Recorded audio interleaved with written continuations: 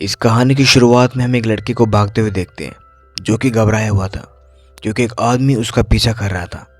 पर तभी वो आदमी दूसरे रास्ते से उसके सामने आकर उसे टक्कर मार देता है। पर फिर भी वो लड़का बच जाता है। वो लड़का खेतों की तरफ भागता है, पर वो आदमी जिसका नाम एड होता है वो एक स्प्रे में दवाई डालकर उस लड़के के मुंह में डाल देता है और उसे मार देता है। इसके बाद हमें हैंस नाम के एक आदमी को दिखाया जाता है जो कि अपने मोम डैड से मिलने के लिए जा रहा होता है, पर अपनी वाइफ की वजह से वो बहुत लेट हो गया था और जिसकी वजह से उसे बहुत गुस्सा आ रहा था। और फाइनली जब वो घर से निकल जाते हैं तब तक वो ऑलरेडी लेट हो चुके थे और इनका सफ़र भी बहुत लंबा होता है। इस वजह से वो गाड़ी को तेज़ चलाता है, पर थोड़ी आगे चलकर एक वैन बहुत धीमी चल रही थी जिसकी वजह से हैंस को कार स्लो करनी पड़ती है और वो वैन को हॉर्न देता है, पर उस आदमी को कोई फर्क नहीं पड़ता। कुछ देर बाद जब बाकी गाड़ी उस वैन को पीछे छोड़ते हुए आगे निकल जाती है तब हैंस भी वैन से आगे निकल जाता है और जाते जाते वो वैन वाले आदमी को दिमाग से काम लेने के लिए कहता है। हैंस की वाइफ उसे कहती है कि तुम शांत रहना चाहिए और फिर वो गाड़ी भगाकर आगे ले जाता है और आगे चलकर वो एक पेट्रोल पंप पर गाड़ी रोकता है। हैंस गाड़ी में पेट्रोल भर रहा होता है और डायना अपने बच्चों के साथ स्टोर में कुछ खाने का सामान लेने के लिए जाती है, पर हम देखते कि वो वैन वाला आदमी वहाँ पर भी आ जाता है। और जैसे ही हैंस वॉशरूम से बाहर आता है वो देखता है कि वो आदमी उसकी फैमिली से बात कर रहे हैं। वो हैंस को अनाप शनाप बातें बताते हैं, पर हैंस उसकी बातें सुनने से इनकार कर देता है और यहाँ पर हैंस और एडी के बीच में बहस हो जाती है। वो हैंस को माफ़ी मांगने के लिए कहते हैं, पर हैंस उसे बुरा भला कहकर वहाँ से चला जाता है। कार में वो अपनी बेटी को कहता है कि तुम्हें डरने की ज़रूरत नहीं है और हैंस कहता है कि उस आदमी का दिमाग ख़राब हो गया है और फिर वो वहाँ से निकल जाते हैं। आगे चलकर हैंस नोटिस करता है कि वो वैन अभी भी उसका पीछा कर रही है, जिसे देखकर हैंस थोड़ा परेशान हो जाता है। उसकी बेटी भी ये नोटिस कर लेती है। गुस्से में हैंस कार को रोकता है, तब एड भी कार रोक लेता है। हैंस उससे पूछता है कि तुम्हारी प्रॉब्लम क्या है, तो एड कहता है कि मैं चाहता हूँ कि तुम मुझसे माफ़ी मांगो और इसके बाद तुम अपने रास्ते चले जाओ, मैं अपने रास्ते चला जाऊँगा। पर हैंस ऐसा नहीं करता। हैंस उससे कहता है कि अगर मैंने कुछ गलत किया है तो तुम पुलिस बुला लो, पर एड कहता है मेरे पास फ़ोन नहीं है। तब हैंस अपना फ़ोन निकालता है, पर एड कहता है कि बस तुम माफ़ी मांग लो और सब खत्म हो जाएगा।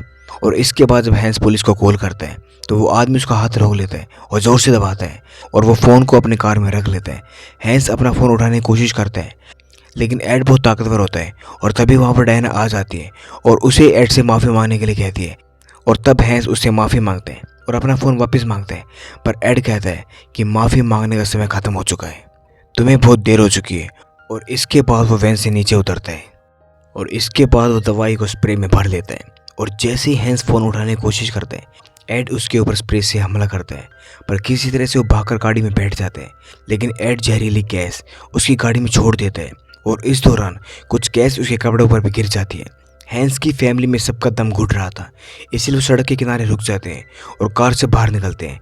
पर हम देखते कि एड उनका पीछा कर रहा होता है और ये देखकर वो वापस गाड़ी में बैठ जाते हैं और भागने की कोशिश करते हैं, पर उनकी गाड़ी फंस जाती है और तभी एड वहाँ पर आ जाता है और फिर से वो गैस भरने लगता है। तब हैंस किसी तरह से गाड़ी से बाहर निकलता है और इस तरह से बचकर निकलते हैं। डायना उससे पुलिस स्टेशन का रास्ता पूछती है, पर उसे नहीं पता होता और तब हैंस पुलिस को फ़ोन करता है और इस दौरान फ़ोन कार में गिर जाता है और एड उनका पीछा कर रहा होता है। उनकी गाड़ी पूरी तरह से ख़राब हो चुकी होती है। वहीं एड अपनी गाड़ी को साफ़ करता है और फिर हैंस के फ़ोन को उठाता है और वह किसी तरह से उसके फ़ोन का लॉक भी खोल लेता है और फिर वो उसकी मोम का एड्रेस पता कर लेता है। वही हैंस पुलिस स्टेशन में पहुंचता है और वो सारी बातें पुलिस को बताता है। साथ ही वो पुलिस को वैन का नंबर भी देता है, पर डायना ने नंबर सही से नहीं लिखा होता, इसीलिए वो समझ नहीं पाते। वही डायना अपनी सास से बात करती है, यानी कि हैंस की मोम से बात करती है और वो उन्हें कहती है कि उन्हें अभी आने में समय लग सकता है, लेकिन वो इस घटना के बारे में उन्हें कुछ नहीं बताती। पुलिस हैंस को उसकी मोम के घर छोड़ने के लिए जाती है, पर हैंस के मन में अभी भी उस आदमी का डर बैठा होता है। उसे हर जगह पर वो वैन नज़र आ रही होती है। वो हैंस की मोम उसके पापा को सलाह देती है और कहती है कि जब हैंस आएगा तो वो उसे जगा देगी। और तभी बेल बजती है और वहाँ पर कोई नहीं होता, पर तभी वहाँ पर एड आ जाता है, वो भी स्प्रे लेकर, और वो कहते हैं कि मुझे आपके बेटे का फ़ोन झाड़ियों में मिला है और इसी से मुझे आपका एड्रेस मिला है। उसकी मोम कहती है कि आप ये फ़ोन मुझे दे दो, मैं उसे दे दूँगी, लेकिन वो कहता है कि ये फ़ोन मैं उसे खुद ही दे दूँगा। वो आदमी कहता है कि मेरे पैर पर दवाई लग गई है और मुझे इसे धोना है, और उसकी मोम उसे अंदर ले आती है। एड कहता है कि आपको क्या लगता है कि बच्चों की गलत परवरिश में क्या उसके माँ बाप भी जिम्मेवार होते हैं? और तब उसकी मोम कहती है हाँ, लेकिन तुम ऐसा क्यों पूछ रहे हो? और उसके बाद एड उन पर हमला कर देता है, उन्हें एक रूम में बंद कर देता है और तभी वहाँ पर हैंस भी आ जाता है और वो पुलिस को वापस आने के लिए कहता है क्योंकि उसे लगता है कि अब वो सेफ है। और पुलिस के वापस जाते ही वो अपनी फैमिली को कहता है कि इस बारे में मॉम को कुछ नहीं बताना। और फिर वो घर की बेल बजाते हैं लेकिन कोई भी दरवाज़ा नहीं खोलता।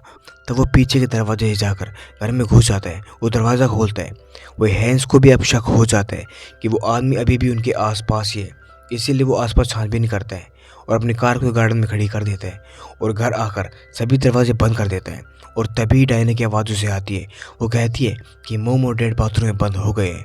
और जैसे वो ऊपर जाता है एड उन पर स्प्रे से हमला कर देता है और किसी तरह से हैंस वहाँ से बचकर निकल जाता है। पर एड उसका पीछा करता है, वो लोगों से हेल्प मांगता है पर कोई अपनी गाड़ी नहीं रोकता। तब डायना कहती है कि उसने पुलिस को फ़ोन कर दिया है और वो आते ही होंगे और तब तक तुम किसी पड़ोसी के घर चले जाओ।